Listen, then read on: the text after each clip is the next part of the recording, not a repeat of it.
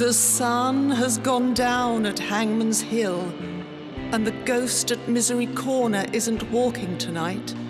So, welcome to the Weird Tales radio show, your weekly fix of ghost stories, urban myths, witchcraft, magic, and folklore. And now, here's your host, writer, award-winning journalist, best-selling author, and sometime werewolf hunter, Charles Christian.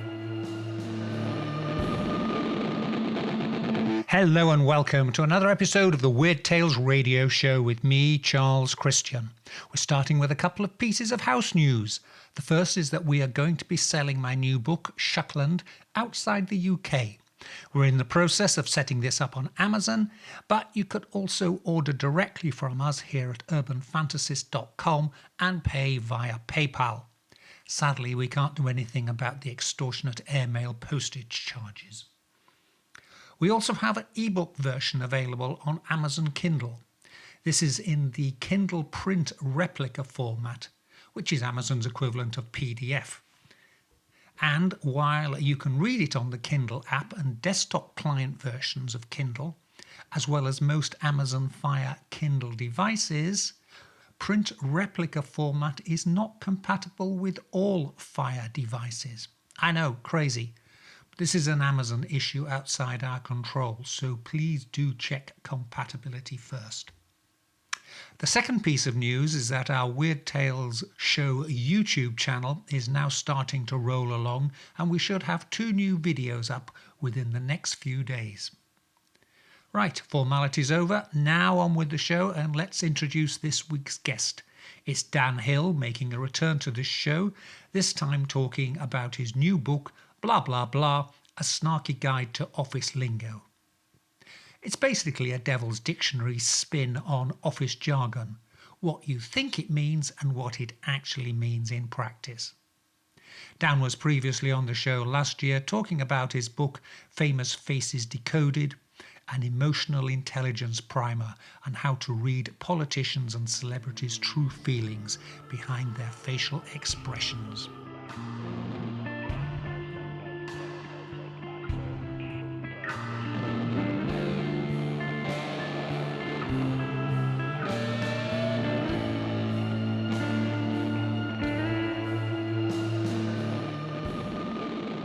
It's my pleasure to welcome back to the show Dan Hill.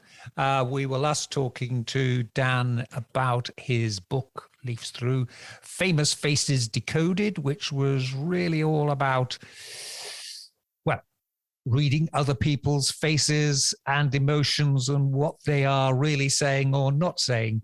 Anyway, Dan now has a new book out called Blah Blah Blah, A Snarky Guide to Office Lingo. It's written by Dan and also by Howard Moskowitz and about 50 other contributors, including me, I hasten to add. So, Dan, good to be speaking to you. Love the book. Absolutely. Thank you. Happy to be here. What was your inspiration for writing it? It seems to be a slightly different tack from your other book. Well, first of all, I have to say that I've always loved humor. I've spoken at many business conferences where eyebrows have shot up when I've said, I'm a Marxist, a Groucho Marxist, because Groucho, of course, famously said to Margaret Dumont, who you going to believe, me or your own eyes? And I think we know when it comes to office lingo and things that get said, people, they hint, they hold back, they spin, deflect, all those sorts of things go on. But I've always loved humor. It doesn't matter whether it's Monty Python or anything under the globe, because humor really gives you a chance not to necessarily pummel someone, but to make them realize the absurdity and the inefficiency of how things are getting handled. And hopefully with good humor, you kind of open things up a bit and people can recognize something. As to what inspired the book and your question, I have a podcast called Dan Hill's EQ Spotlight, which appears on the New Books Network. And 2 weeks in a row, without my prompting, I had guests who said that they estimated that about 25% of all managers are bullies. Mm-hmm. And I was just astonished by that in a way, although I can say that 40% of the bosses I had before I started my company were bullies. So maybe it's an undercount, if anything. But both of us know that companies spend a lot of money on reorgs. They spend a lot of money on corporate culture. And yet you've got this cancer sitting right in the middle of the whole shooting match with all these bullying managers. And why don't they get removed? Why don't they get trained better? And I was trying to think about how I could possibly address this because it just seems so outrageous to me. And then I thought of The Devil's Dictionary by Ambrose. He was a contemporary of Mark Twain. The book is considered, his book called The Devil's Dictionary is considered one of the 100 greatest works of American literature. He was actually a journalist and correspondent for William Hearst in the Hearst magazine and newspaper empire. But the book is full of wonderful diabolical definitions like bore, someone who talks when you want them to listen. Yankee, no such thing. See damn Yankee. Yeah. Dentist, someone who puts metal in your mouth while taking gold from your pocket. And I just decided that this would be my approach. And then I said, I'm just one aging white guy. I have no right to speak for everyone else's experiences in the world, regardless of their gender, their race, their age, and which continent they're on. So I wanted to throw it open to a lot of other people, and I did so, and I'm really grateful that you contributed. Yeah, thank you very much. No, I say it's fascinating, the elements in it. And as someone, I've never worked in a big organization. I've always been a journalist and, usually a freelance. But I've sat through an awful lot of corporate press conferences and presentations, and you just hear whatever is the latest hype, whatever is the latest buzzword. I mean, I'm sure you're familiar with the term buzzword bingo, what people are going to say. Oh, yes, very much so. And it's a cliche. And I mean, you do mention Dilbert, the excellent Dilbert cartoons in the start of the book. And I mean, it's that world that, some of the stuff that Dilbert cartoons display, you think, well, this is just nonsensical. But when you've worked in that world, you realize, no, that's how it really goes on. And that most managers are the pointy-headed boss who really doesn't have a clue and is just sort of hanging on for survival and being held there by his underlings who he treats terribly. But if they weren't there, he'd be out of a job. And I say, it's just fascinating, this strange corporate culture that we have. In honor of Dilbert, if you don't mind, I'm going to mention probably one of my two favorite cartoons of all time. So one is he's down the hallway and there's a big banner that says, "Welcome to marketing, 2 drinks minimum," which I thought was very funny. And the other one is Dogbert is playing consultant and comes to meet with the boss and says, "I've identified the redundant employees in your organization," and hands him a document. And the boss says, "But this is the company's telephone book." And Dogbert says, "You can't imagine what a time saver that was."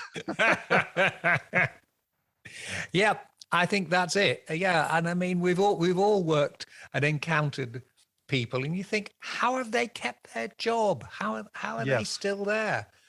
And they come out in marketing speak and corporate speak, and clearly out of their depth, but nobody, I suppose it's the emperor's new clothes. Nobody likes to point out that they don't know what they're talking about because it's bad in the hierarchy. And by the end of my time in corporate life, one of my job gigs was ever there about 2 years, and I survived it. But by the end, I thought that The Emperor's New Clothing was probably the greatest piece of literature ever written because I simply experienced it so often. I had a senior VP that I reported to, and I swear the guy saw like a 12-second opinion for every single thing he did. It was the ultimate in the cliche, analysis paralysis. Mm-hmm. The guy just couldn't get anything done, but boy, was he pulling down a nice salary.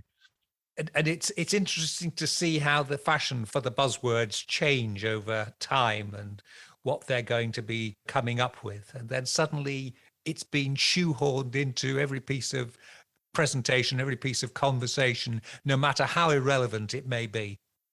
Sure. Well, I was, I have a PhD in English. So once in the time I was in academia, and Yeah. I swore that you could always tell when they were a second year, but first semester grad student, because in the first year they had swallowed all the lingo and they were now spouting it. But in truth, by the second semester, the second half of their second year, they had decided to get tired of it. The excitement had waned a bit. But boy, in that third semester of their program, they were replete with all the buzzwords that they could now very fluently say. And it was just terrible to have a conversation with them. In your book, pick some of your favorites from there. Well, I have to mention first that one of my favorites is indeed yours, and I won't read the whole definition, but it's about the room's minibar, which you call the high water mark of capitalism. And you note that the tiny morsels are so tiny that it's as if they've been gift wrapped by elves. That is simply hilarious, and truly one of my favorites. Another one of my favorites, which I think carries a lot of significance, actually, is diversity, which I define as in senior management, a short white guy. Because I don't know how it is over in the UK, but in the States, that remains overwhelmingly true. And the statistics just seem glacial in the way that they do not move and move forward. I remember when I first came into the workforce, you're talking about the mid 80s, I knew how to type. I didn't know anything else. I remember going out as what we call a temp or a Kelly girl, and I get to an office and all the women and me were in an office, we're in a typing pool in the middle of the room. Yeah. And we're working furiously all day long. We get like no breaks other than the bathroom. And around us, all the offices, glass enclosed offices, are guys. Yeah. And they're all chatting. Like, I swear, a third of the day, they're just chatting among themselves while we work really hard. And you're at a statistic that 10% of the senior executives are female. I think it's actually about 8% in the Fortune 500 companies. Clearly, women have talents. Clearly, they're 51% or more of the population. I just think this is patently absurd because there are all sorts of statistics to show that in terms of profitability and innovation, pace of innovation, the companies that have more diversified senior management, they do better. So if you want to get really cutthroat and say forget about justice, Dan, that's woo-woo, that's too soft. And you just say, let's just talk about money. Well, fine, let's talk about money. Then let's also talk about gender diversification and race and so forth, because the planet's complex. White people, you and I, we're about 11% of the planet. The number's going down, not up. And if you want customers, you better make sure you understand other people's perspectives. Doesn't mean you always have to have their skin color, but it sure helps if you at least have empathy. Yes. Yeah. Yeah. No, I mean, I've seen corporate brochures of a company I used to have dealings with, and the front of the corporate brochure was clearly taken from a marketing stock photo, and there was a boardroom and there was a mix of race and gender sitting around, and everybody looked healthy. And then they had a photo taken actually on their premises of their own staff at a meeting, and they were all middle-aged white guys, and they were all pasty-faced and overweight, all the things from people who, sales reps who are on the road and eating junk food. And it was sort of wonderful, the comparison between the dream and the actual reality of it. Sure. Or I remember, because like you, eventually I moved over so that I was a supplier, or what's called a vendor sometimes. And that's actually another Dilbert cartoon where the vendor is being forced to crawl on all fours down the conference table, because the only person below the lowest employee is the vendor that you can go ahead and abuse. But as a vendor, I must say that one of the wonderful things is you get to leave the building. So you're subjected and you see all of the horrible, stagnant office politics going on. But fortunately, you get to go back into your car and depart the place. But I remember one time I was in Detroit and meeting with General Motors, and he says, "Do you want to stay for lunch?"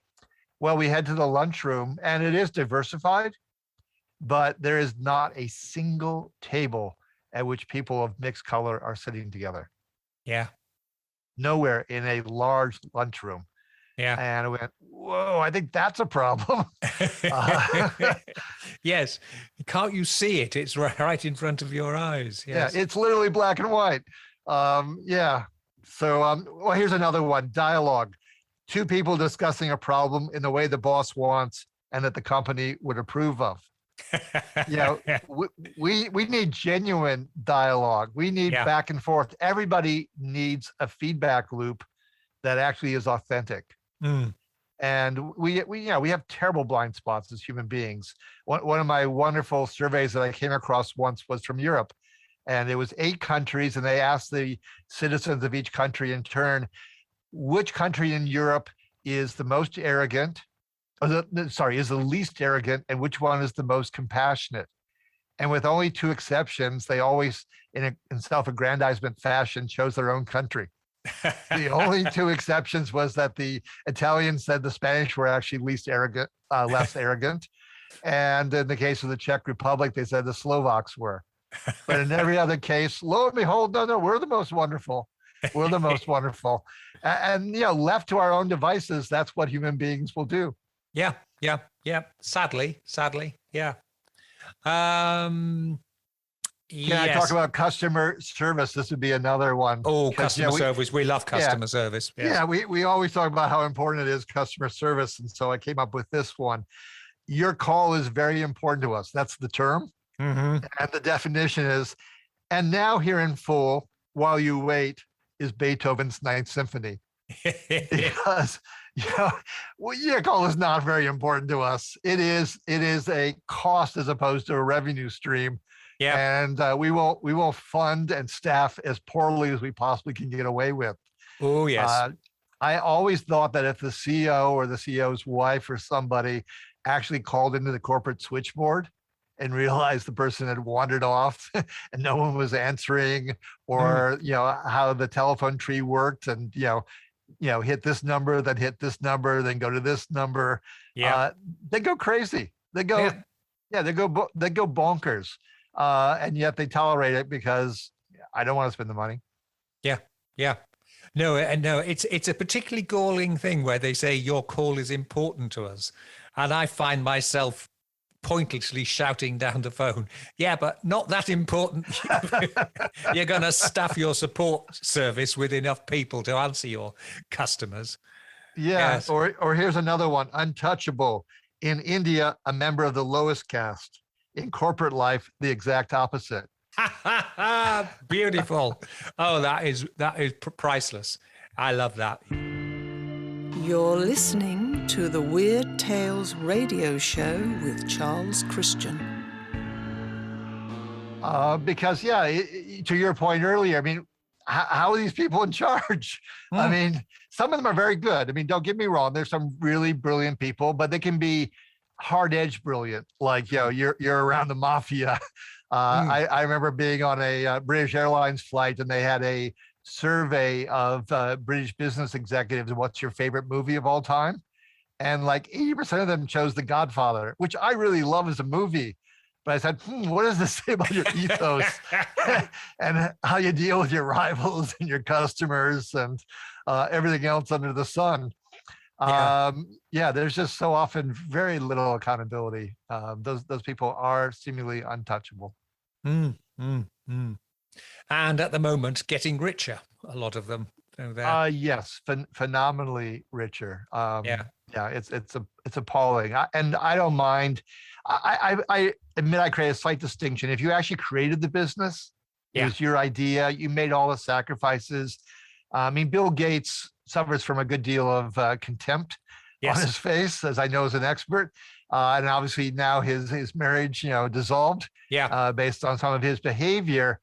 But at least Bill worked hard and is a bright fellow. And I remember relating to him because he said, I think in the 3rd year, he said, I took off Christmas Day. Yeah. Because for years in running my company, my wife would take photographs. This is Dan at Thanksgiving. This is Dan on New Year's Day. This is Dan on this day. And I was always working. Because I had a small company, and if I didn't work, things weren't going to move forward. But the executives who are caretakers, who did not create the business, who did not sacrifice, but now they're in charge. They survived. They got promoted despite incompetency. Yeah. And they have these enormous paychecks. Yep. Just enormous paychecks. It's unfair. Mm. Mm. Yeah. I'm trying to look for it. I think I had something about quality control, and I said it was something like checking the thread count on the executive's golden parachutes. Oh, I love that. Yes. Or here's one: burn the boats, says the CEO while watching from a distant yacht. Yes. Because I think if you're really a leader, of course, you have to bring people by definition with you. There has to be followers, but even better is colleagues, or a sense that you are in this together. Many years ago, I wrote a book on American festivals, and one of them was the Afro-Caribbean Festival in Brooklyn. And it was fascinating because they had corporate sponsors who were placed at the head of the parade, but there were no followers. Because what happened was they started the parade at the first float with, American Airlines, et cetera, started moving down the street, and everyone just waited until there was like at least a half-mile distance. And then the second float started partying. The music started, people started jumping on board, jumping off and mingling with the crowd. Completely different flavor from the stuffed shirts who are now a half a mile or more, disconnected from the rest of the partygoers. Yeah. And I looked at it that day and went, that's a lot like corporate life, actually. I've got the people in the corner offices and they have very little sense of what else is going on. And the idea that we're in this together pretty much doesn't exist. Sadly, yes. Yeah, sadly, actually. I'm saying this with some glee, only in that I remember the festival's a lot of fun, but the daily reality of corporate life, often is not much fun at all. Yeah. What do you have in the book? Give us some examples on meetings, because meetings are always a fascinating feature, and people are always holding forth on things like LinkedIn on how to cut down on meetings or make meetings more useful. When it comes to it, the meetings seem very often to be called by a senior exec who wants everybody there to listen to his latest pontifications and really is not interested in any feedback or anything. Oh, no, I couldn't agree more. There's quite a few, of course. One of them is an all-day meeting, which is particularly tedious, obviously. Yeah. And the answer is a badly facilitated 1-hour discussion. Lovely. And it's true, to your point, because think about the efficiency we demand on the factory floor. At one point in high school, I worked at a factory that my father had previously managed, actually. And there was all these quotas, and you had to get this done and that done. And there was a lot of accountability. And then you think about a meeting. There are too many people in the meeting. Nothing changes as a result of a meeting. As a friend of mine said, a meeting's like a story. But in this case, it has a beginning, a really long middle part, no climax. And it's not so much a denouement as it's simply you run out of time and you move on to the next equally boring meeting. Yeah. And that tends to be what happens. Yeah. No, you're right. You're right on that. I think meetings have probably got even worse now because people are on their phones. Yes. Throughout. Yes. Yeah. If you've had the occasion, as I had, to be a speaker on the podium at a conference, you are at the same time noticing that there are quite a few people on their phones or their laptops, and you're fighting for their attention because there are all sorts of distractions and other opportunities. Another definition in the book is staff meetings, tedium interspersed with boredom. It's sort of what someone said of Katharine Hepburn, who's actually a great actor, but I think it was Dorothy Parker who said, "Oh yes, Katharine Hepburn runs the entire emotional gambit from A to B and back again." Yes. Too many meetings are actually like that. Yeah.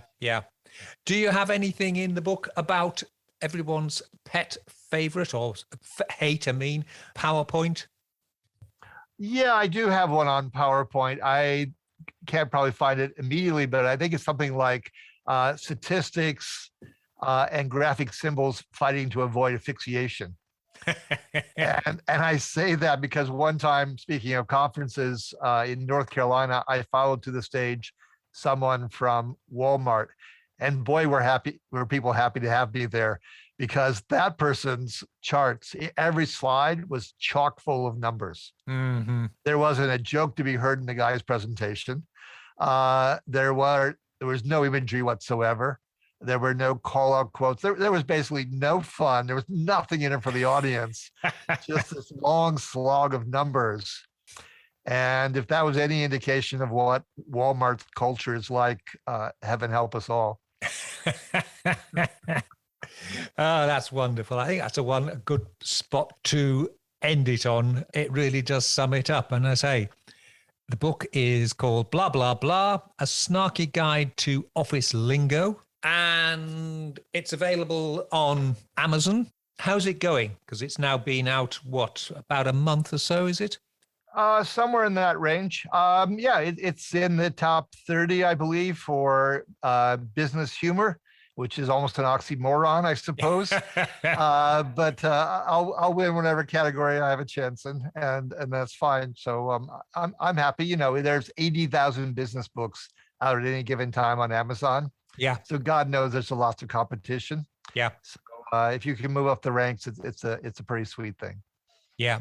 And what are you planning next? Because, I mean, you've written other books, and like most authors, once you've got a book out, you inevitably are thinking of other ideas and things. So what have you got next on your agenda? It's funny you should ask that question. I had told my wife after this book, I said, shoot me, categorically shoot me if I write another book. And what am I doing? I'm involved in a book project. I'm not writing exactly. So here's the twist. So probably my most famous book is Emotionomics by Kogan Page. They're in the UK, including a nice foreword back in the day by Sam Simon, the co-creator of The Simpsons. Mm-hmm. And Kogan Page wanted me to come out with the 10th anniversary edition in 2017, and I demurred.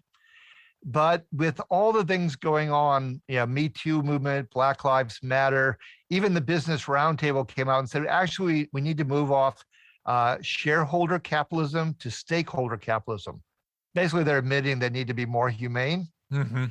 And I just recently said, here's my moment. I really should come out with not the 10th, but the 15th anniversary. Yeah. But I don't want to do it as a written book because I don't want my wife to assassinate me, because I already gave her the instructions.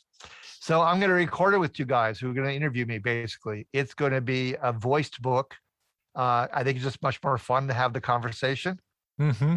And I do remember my very first book back in the day was with John Wiley and Sons, and a friend of mine said, in reading the book, he said, well, the editor must have gotten tired because about the 7th chapter, your voice comes back in the book. They had basically killed off my voice. And the great thing about doing it in this fashion is my voice will definitely be there for all of its better for worse, all of its blemishes. My character will be on display, and hopefully some humor and some wit, and most importantly, some warmth. Yeah, I think we both know a lot of business books are just about as dry as could be. Mm-hmm. And they make me think of a line from Milan Kundera, the Czech writer, who said, don't trust anyone without a sense of humor. I never met a KGB agent who had one. Yeah. That's wonderful. Well, Dan, thank you ever so much for your time. We'll be including the links to where people can find your book on the show's information. And good luck with the new book. And there's no truth in the rumor that your wife is currently down at the local gun shop checking out magnums. Well, thank you for that. Along with the room's minibar being the high mark of capitalism, I am trying in some small way to make blah blah blah a second high mark of capitalism, but on the basis of urging reform instead. Yeah. Lovely. Okay, Dan, until the next time we meet, thank you ever so much. Absolutely. Thank you.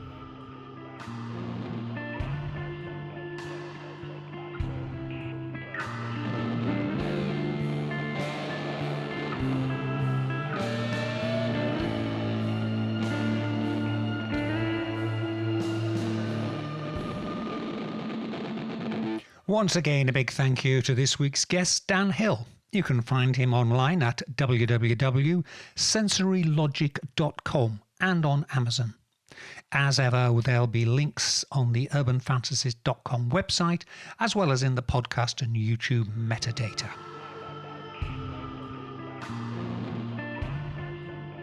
I've been going over to Yarmouth on a more frequent basis, and in my spare time having a chance to poke around the town and see what I can find.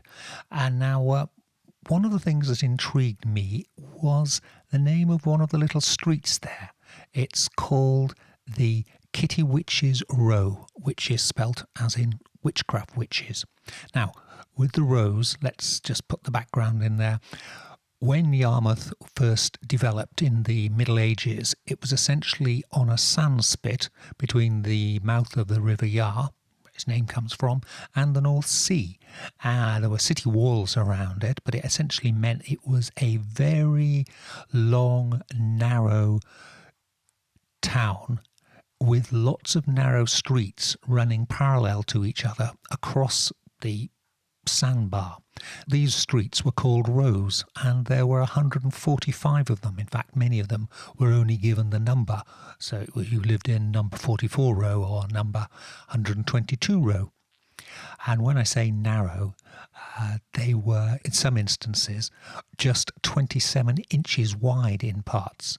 Charles Dickens, who wrote David Copperfield, which is based in Yarmouth and knew the area, described them saying, "A row is a long, narrow lane or alley, quite straight or nearly as may be, with houses on each side, both of which you can sometimes touch at once with the fingertips of each hand by stretching out your arms to the full extent." And I'd say these streets remained, or rows remained, pretty much the same for the best part of 600 years until the 19th century, when the town started to expand in other areas and were no longer restricted to it. But why is this particular row called the Kitty Witches Row? Now, one suggestion is that Kitty Witches was a local name for the swimming crabs that were found in the nearby Breydon Water. This is the large, almost like a lake, at the mouth of the River Yar on one side of Yarmouth. And the idea being that the rows were so narrow it was easier to enter them sideways like a crab. Nice idea.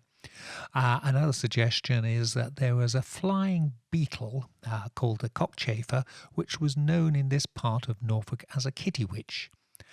There's also suggestion it related to a type of seabird, that there was a female spectre dressed in white that used to haunt it, and that it was derived from the Dutch word kittiwidge, meaning house of bad repute.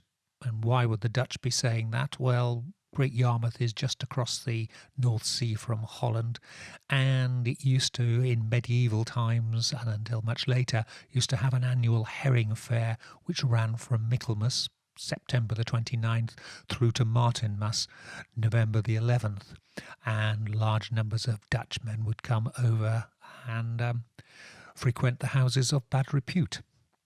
There's another story here by the Reverend Robert Forby, and writing some years before his death in 1830, he said it was home to the kitty witches, who were women of ill repute who would terrorise residents in order to fund their drinking sessions.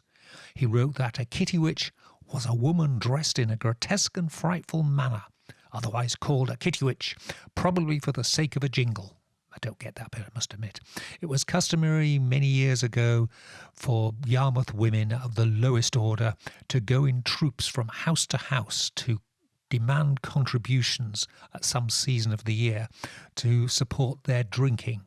And they would wear men's shirts over their own clothing, and their faces would be smeared with mud and blood. And the Reverend Forby goes on to say, "These hideous beldams have long discontinued their perambulations, but in memory of them, one of the many rows in that town was called Kittywitch Row." Another, far less exciting explanation is the row was named after a former resident who was a baker there. His name was Christopher Witch, spelt W-Y-C-H-E, so pronounced Witch. And Christopher, as you probably know, is frequently shortened to Kit. So Kit Witch's Row, Kitty Witch Row. Oh dear. No witches on broomsticks then. Shame. Hey guys, news! The title is Shuckland, and it's a brand new book by Charles Christian. It takes you on a journey through the weird wonders and intriguing mysteries of the Waveney Valley. Explore with Charles the truth behind the notorious Black Shuck of the book's title. Be transported to a world of demonic entities, murderous earls, ley lines, witchcraft, paganism, and discover the facts behind the outrageous legends and folklore of this seemingly peaceful corner of England.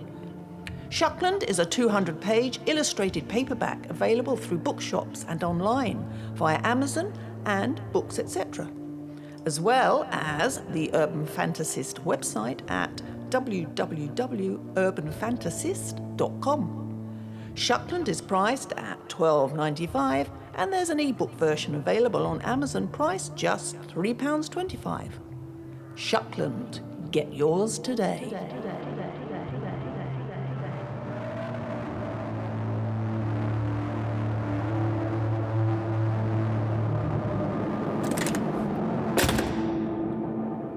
We always start the Weird Tales radio show with the voiceover saying the ghost at Misery Corner isn't walking tonight.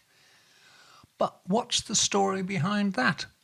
Well, Misery Corner is in South Norfolk, in the village of Denton, which, as we say, is about a quarter of a mile from where we make these shows. And it's on the corner of the Darrow Green Road and Manor Farm Road. There's no signpost to mark its name, but it does appear on Ordnance Survey maps. So what's its origin? One suggestion is it takes its name from being one of the last places anyone being dragged off for execution at the nearby Hangman's Hill, a site is next to Denton Castle, would see in their life, and they would clearly be very miserable about that. Another theory is it's linked to a young servant girl who worked at one of the big houses on the corner and committed suicide there, either after she fell pregnant and or saw her lover being taken off to be hanged. It's said she jumped into one of the deep ponds around there and drowned herself. But what's the truth? If you visit Denton Castle, originally a Norman-era moat and bailey castle, it was only ever a timber fort on a small mound surrounded by an enclosure and a ditch, and in later years became used mainly as a hunting lodge for the deer park that was there in the medieval era. In fact, if you visit the site now, you can still see quite clearly there is parkland around it. But whatever else it was, Denton Castle was not a place where the Norman barons cruelly oppressed and hanged their Saxon serfs. Which just brings us to Hangman's Hill. This is a small tree-covered mound to the east of the castle, reputedly the location of a gallows and the site for executions. There's even the stump of a tree on the top of the mound which could be mistaken for the base of a gibbet. Sadly, there is no historical nor archaeological evidence to indicate executions ever took place there. The more likely explanation is the mound is spoiled from the digging of an adjacent pond to provide water for cattle, which was then given the more melodramatic name of Hangman's Hill during the 19th century. The Victorians, it should be noted, were great ones for manufacturing traditions and legends. Indeed, it's noticeable that the names Hangman's Hill does not appear on the 1838 Ordnance Survey map of the area, suggesting its name is relatively recent. But if no executions ever took place at Hangman's Hill, that destroys one of the explanations for the origin of the name Misery Corner. However, there is another possibility, but for that we first need to visit the neighbouring town of Harleston. Heading out of Harleston on the Reddenhall Road, just past the sewage works and the turning for the curiously named Hall Wong Lane, pull into the entrance of the drive of the Broken Egg Farm Cafe. With the statue of the giant chicken on your right, the Waveney Valley has a thing about chicken statues, look across the road to the fields to the north of you. You'll see this area marked on maps as Lush Bush, definitely not Nut Bush. The name is derived from a hawthorn tree that as long ago as 1668 was known as Lush's Bush. According to local legend, the bush is supposed to have germinated and sprung from the wooden stake that was hammered through the heart of a murderer and suicide called Lush, who was buried in this location. No, the late Mr. Lush was not a vampire. Instead, his fate stems from the common practice of burying suicides were classed as self-murderers, on unconsecrated ground, preferably at a crossroads on the outskirts of a town, and then staked through the heart, ideally with hawthorn or willow, to prevent their unhappy spirits from ever troubling the living. According to the English author, clergyman, occultist, and all-round eccentric Montague Summers, I can say that safely because he died in 1948, when the ghost of a body issues forth from the grave and finds there are 4 paths stretching in as many directions, it will be puzzled to know which way to take and will still be standing there debating until dawn compels it to return to the earth. On a more practical explanation, crossroads frequently marked the outer boundaries of settlements and so were a convenient location for the disposal of unwelcome corpses. It may sound primitive, but the practice of what was termed profane burials continued for many years, with the last such burial at Lushbush being recorded as recently as April 1813. According to the report that subsequently appeared in the Norfolk Chronicle, a woman called Mary Turrell had apparently poisoned herself after being accused of killing her newly born daughter, whose body was found in a nearby pond at Harleston. Today, Turrell's infanticide would probably be attributed to postnatal depression, but such enlightened views did not exist 200 years ago. Instead, the inquest on Turrell recorded a verdict of felo de se, self-murder, and according to a local newspaper report, on the same evening about 7 o'clock she was buried in the high road with a stake driven through her body in the presence of a vast concourse of people. The exact location of this burial is lost as the layout of the area was dramatically changed by the construction of the now also long vanished Waveney Valley Railway line in the mid-19th century. The same goes for the original Lush Bush, which was chopped down a long time ago, although it's said the man who felled it subsequently went quite mad. The felling also apparently released the spirit of Lush, whose ghost is reported to still haunt the area. So what has poor Mary Turrell's death got to do with Misery Corner?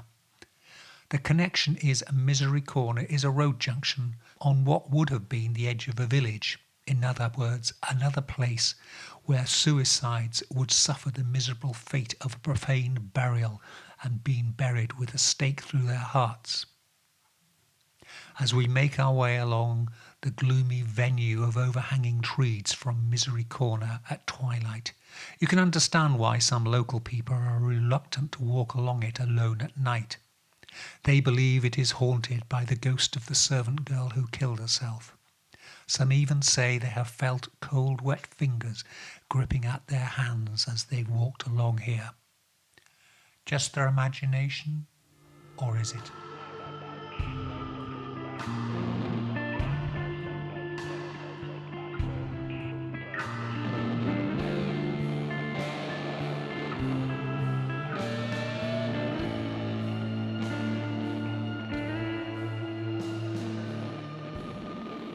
Now we're going on safari again to search for another of my fabulous creatures. This is part of the series I run with the Ancient Origins magazine. And the topic of this latest one is the vegetable lamb of Tartary. And yes, you didn't mishear me, I did say vegetable lamb. As I've said many times before in this series, no matter how fantastical some of the fabulous creatures may seem, if you scratch deep beneath the surface of a legend, you'll find a nugget of truth, albeit a nugget of truth that has been distorted by time, misunderstanding and ignorance. No more is this so than the case of the baramets, or vegetable lamb of Tartary, which, as the name implies, was once believed to be a species of plant that grew sheep as its fruit. Technically, this would have been a zoophyte, a now discredited concept of an organism that is part animal and part lamb.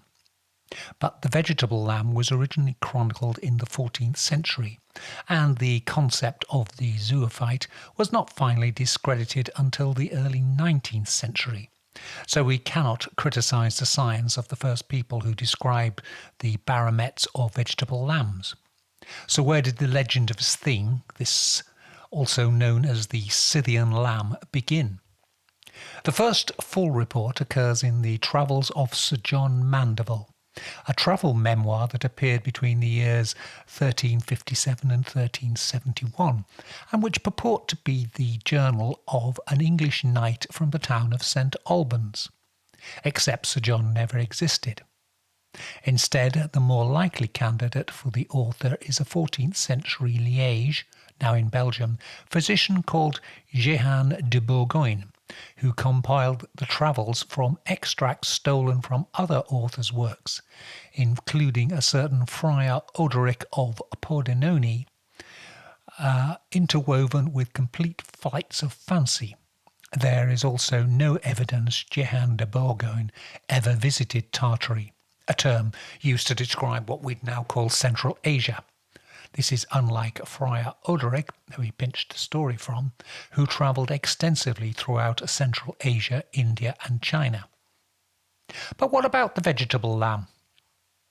This, with the some misunderstanding of Chinese legends by Friar Odoric, actually seems to be based on a lack of knowledge of textiles by medieval Europeans.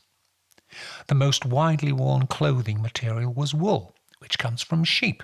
So when the first cotton garments began to appear in Western Europe, coming from Egypt, India and other exotic locations within what we then called Tartary, it was assumed they must come from some kind of special type of lamb. At the same time, there were also first reports of cotton plants and of cotton bolls being seen in the wild. Somewhere along the way, the two ideas became intermingled and combined, giving birth to belief that the fluffy cotton bolls were a type of baby sheep that lived on a plant, hence the vegetable lamb. In fact, it was even posited the way the lamb derived nutrients was that the stalk of the plant could flex downwards, allowing the lamb to feed on the grass and plants surrounding it. The lamb's flesh, incidentally, was said to taste of honey. It all sounds laughable now, but it was not until the late 17th century, nearly 350 years after the Travels of Sir John Mandeville were first published, that the fabled vegetable lamb of Tartary was recognised to be just that, a fable.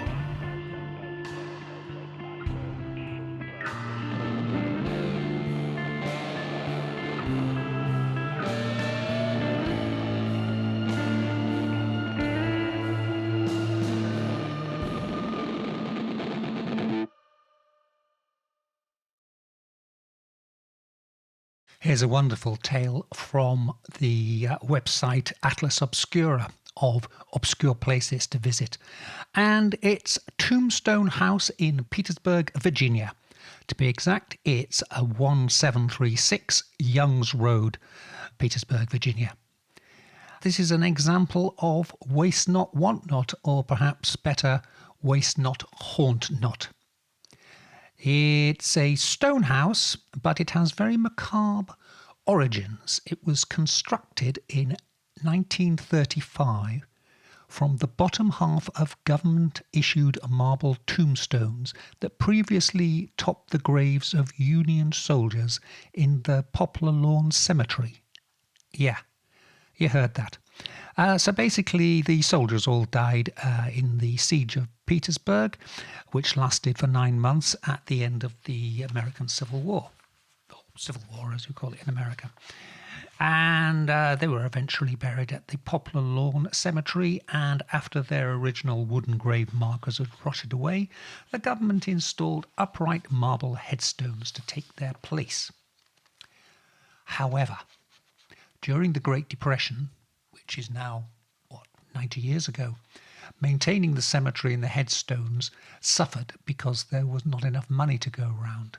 The city decided to cut its costs by cutting the tombstones in half and lay the top halves, which were engraved with the soldiers' details, on the ground, so they no longer stood upright. These flat graves saved money on mowing and maintenance costs. But what to do with the bottom halves of the tombstones? There were 2,200 of them.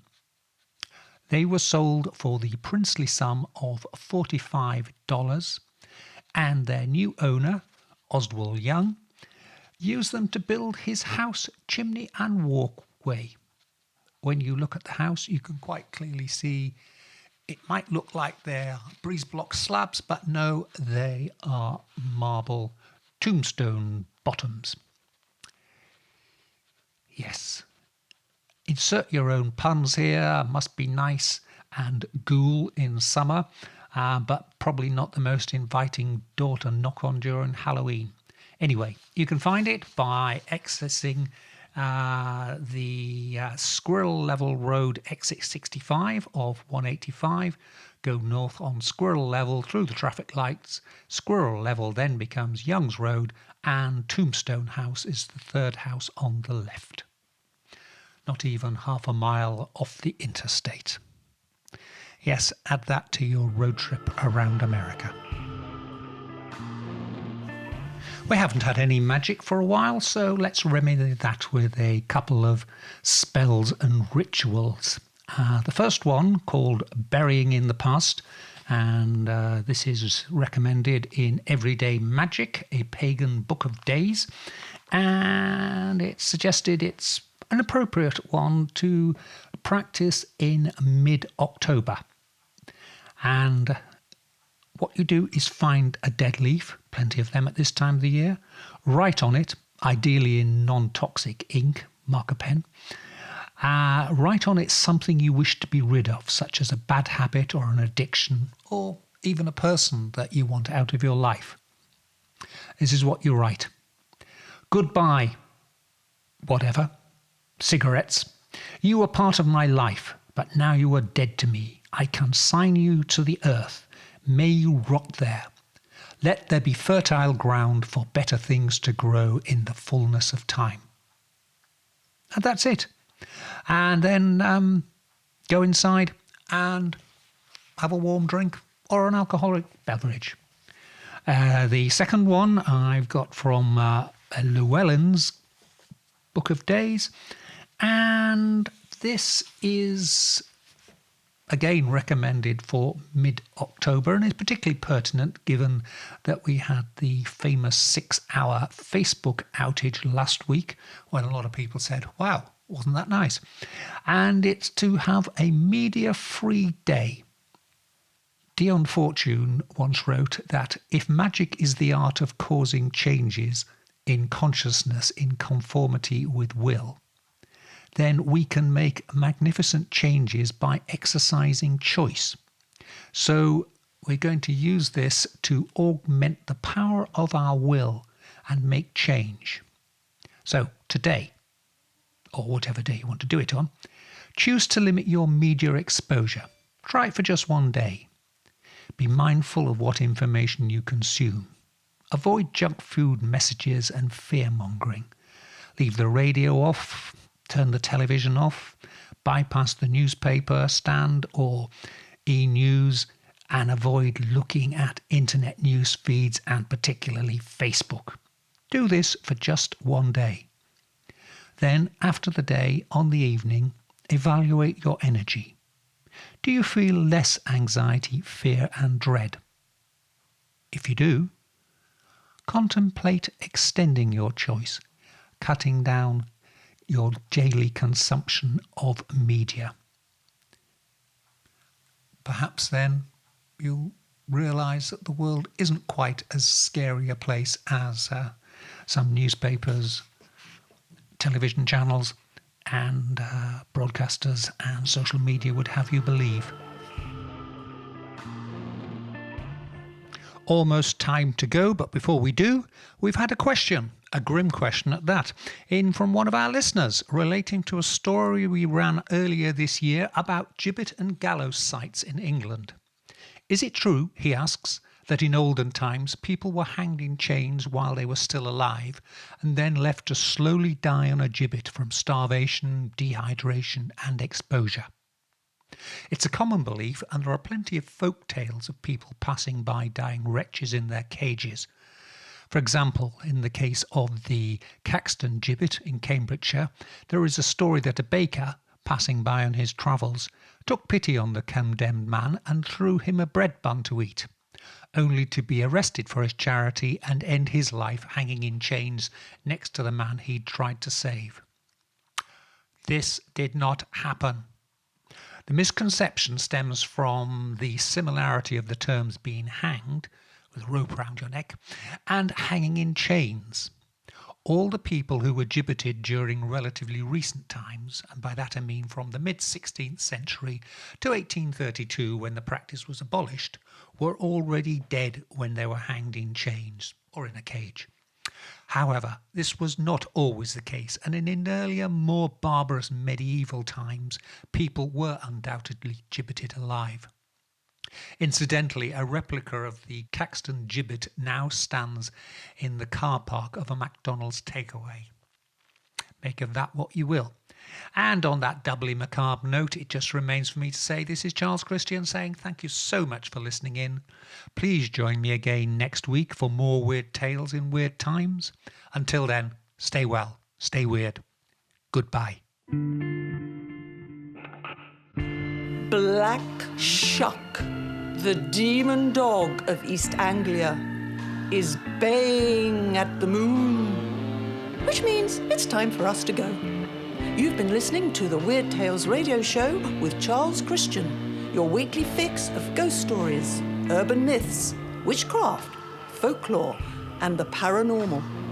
You can keep in touch with us online at www.urbanfantasist.com, by email to urbanfantasist@icloud.com, and on Twitter @urbanfantasist.